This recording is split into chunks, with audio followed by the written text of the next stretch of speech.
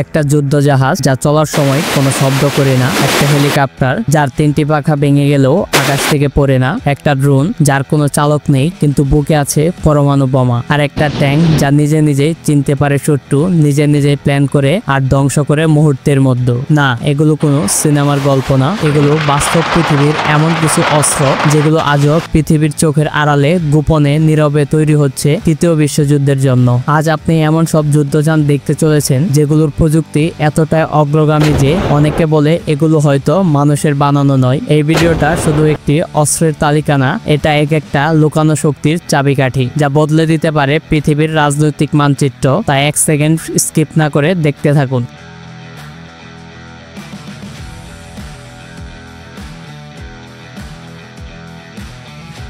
C shadow এই সেই যুদ্ধযান যা আমেরিকা বাইরে আনার পর 1 সপ্তাহের মধ্যে বিশ্বের 113টি দেশ চিঠি পাঠিয়েছিল। এটা কোনো সাধারণ জাহাজ না, এটা এলিয়েনদের কাছ থেকে প্রযুক্তি চুরি করে বানানো বিশেষ যুদ্ধ জাহাজ। সব থেকে অবাক করার ব্যাপার হলো যুদ্ধ জাহাজ এরকম ডিজাইনের হতে পারে না। এটাকে বিশ্বের সব দেশ ভয় পাওয়ার যথেষ্ট কারণ আছে। এই জাহাজটাতে এমন প্রযুক্তি ব্যবহার করা হয়েছে এটা চলার সময় কোনো রকম শব্দ তৈরি করে না। শুধু তাই নয়, এটাকে যখন পরীক্ষা করা হয়েছিল বিশ্বের সব থেকে অন্যতম রাডার এটিকে শনাক্ত করতে পারেনি। এটাকে এমন ভাবে বানানো হয়েছে শত্রু দেশের মধ্য দিয়ে ঘুরে আসলেও সে দেশের সরকার টেরও পাবে না। আর ভয়ের ব্যাপার হলো জাহাজের ভেতরে সব সময় হাইড্রোজেন বোমা মজুদ থাকে, আর কয়েক টন বোমা নিয়ে এটি প্রতি ঘন্টায় প্রায় 140 কিলোমিটার বেগে চলতে পারে। এই কারণে জাতিসংঘের চাপের মুখে এই জাহাজ বের করার মাত্র 1 মাসের মধ্যেই জাহাজটাকে লুকিয়ে ফেলতে হয়। বিশ্বের প্রায় সব দেশই জানে আমেরিকা এখনো এটিকে গোপনে ব্যবহার করার জন্য রেখে দিয়েছে।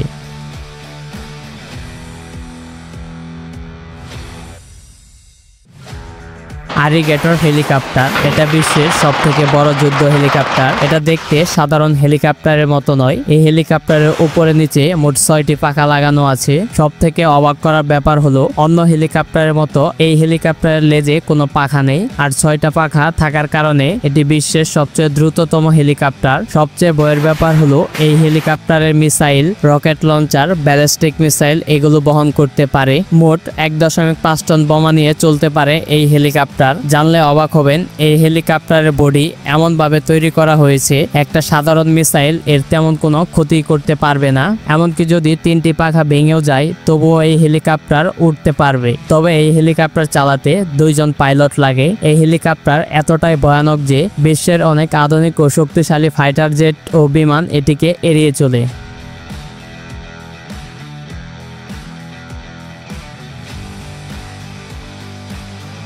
আকাশে যখন আগুন ছুটে আসে, রকেট, মিসাইল, ধ্বংসাত্মক অস্ত্র, তখন সারা দুনিয়া আতঙ্কে কাঁপে। কিন্তু একটি মাত্র দেশ আছে যারা এসব আগুনের বৃষ্টি মাঝ আকাশেই থামিয়ে দিতে পারে, আর সেই অলৌকিক কাজটি করে এমন এক যন্ত্র যার নাম শুনলেই শত্রুরা ভয়ে কেঁপে ওঠে, আয়রন ডোম। ইসরায়েলের তৈরি এই প্রতিরক্ষার প্রযুক্তি পৃথিবীর অন্যতম রহস্যময় এবং কার্যকর অস্ত্র ব্যবস্থা। শত্রু যখন রকেট ছুড়ে তখন 15 সেকেন্ডের মধ্যে আয়রন ডোমের রাডার সেটিকে শনাক্ত করে ফেলে। এরপর এআই নিয়ন্ত্রিত কম্পিউটার বিশ্লেষণ করে রকেটটি জনবসতিতে পড়বে কিনা। যদি হুমকি হয় সঙ্গে সঙ্গে ছোড়া হয় টাইমার ইনস্ট্রাক্টর মিসাইল, যা মাঝ আকাশেই সেই রকেটটিকে বিস্ফোরণ ঘটিয়ে ধ্বংস করে দেয়। এই প্রযুক্তির সবচেয়ে ভয়ঙ্কর দিক হলো নিখুঁত সিদ্ধান্ত গ্রহণ করার ক্ষমতা। একসঙ্গে বিশাল সংখ্যক রকেট আসলেও আয়রন ডোম একটাও মিস করে না। 2021 সালে মাত্র 11 দিনে গাজা থেকে ছোড়া হয়েছিল প্রায় 4000-এরও বেশি রকেট, আর তার মধ্যে প্রায় 90% রকেট মাঝ আকাশে ধ্বংস করে দেয় এই সিস্টেম।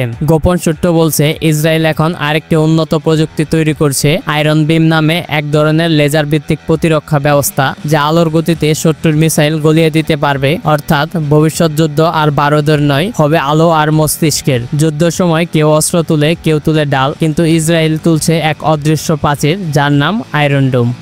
রাশিয়া এমন কিছু বানাবে এটা আগে থেকেই বোঝা যাচ্ছিল।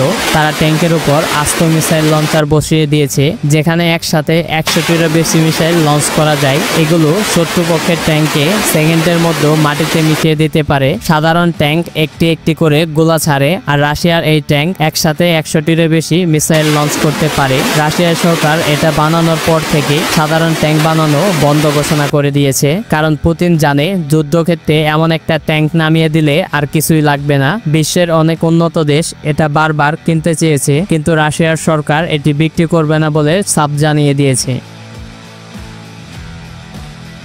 হান্টার। এটা রাশিয়ার বানানো বিশ্বের সবথেকে বড় এবং ভয়ঙ্কর ড্রোন। এই ড্রোন কোনো দেশের উপর দিয়ে ওড়া মানে সেই দেশের 12টা বেজে যাওয়া, কারণ এই ড্রোনের ভিতরে কোনো চালক থাকে না, থাকে মাত্র 2 টন বোমা। একবার চিন্তা করুন, কোনো দেশের উপর যদি একসাথে 2 টন বোমা ফেলা হয় তাহলে সে দেশের কি অবস্থা হবে। আরেকটি ব্যাপার হলো এই ড্রোন পারমাণবিক বোমা নিয়ে উঠতে পারে। এটাকে সেই দেশের প্রেসিডেন্টের অনুমতি ছাড়া আকাশে উড়ানো হয় না। রাশিয়া এটাকে বানিয়ে রেখেছে তৃতীয় বিশ্বযুদ্ধের জন্য। বর্তমানে রাশিয়া এটি ব্যবহার করে কেবল ছোট দেশকে ভয় দেখানোর জন্য। The silent Hunter. পৃথিবীর লেজার ওয়েপেন বানানো সম্পূর্ণ নিষেধ, কিন্তু চায়না সরকার জাতিসংঘের এই নিষেধ না মেনে গোপনে বানিয়ে ফেলেছে লেজার ওয়েপেন, যার নাম দিয়েছে দ্য সাইলেন্ট কিলার। এই ওয়েপেন এতটাই শক্তিশালী যে মাটি থেকে 3-4 কিলোমিটার উপরে উঠতে থাকা যে কোনো লক্ষ্যবস্তুকে নিমিষে ধ্বংস করে দিতে পারে। বাইরের বিশ্ব যাতে টের না পায়, এই জন্য চীন সরকার একটা সাধারণ যুদ্ধ বিমানের উপর লাগিয়ে দিয়েছে এই লেজার ওয়েপেন। এটাকে তারা সফলভাবে পরীক্ষা চালিয়েছে। একবার চিন্তা করুন, ভবিষ্যৎ যুদ্ধের জন্য চীন যদি এরকম লেজার ওয়েপেন বানাতে থাকে তাহলে সে যুদ্ধে চীনের সামনে বিশ্বের কোনো দেশ টিকতে পারবে না।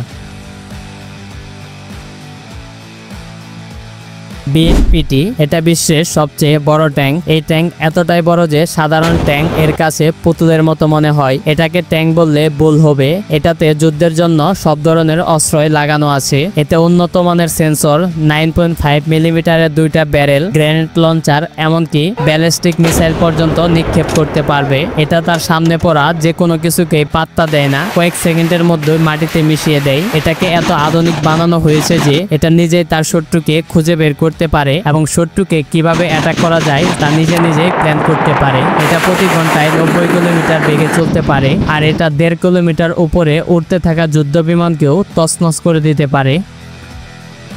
ভিডিওটি কেমন লাগলো জানাতে ভুলবেন না। এরকম আরো রহস্যময় এবং কৌতূহলী ভিডিও দেখতে হলে আমাদের চ্যানেলটিকে সাবস্ক্রাইব করে পাশেই থাকুন।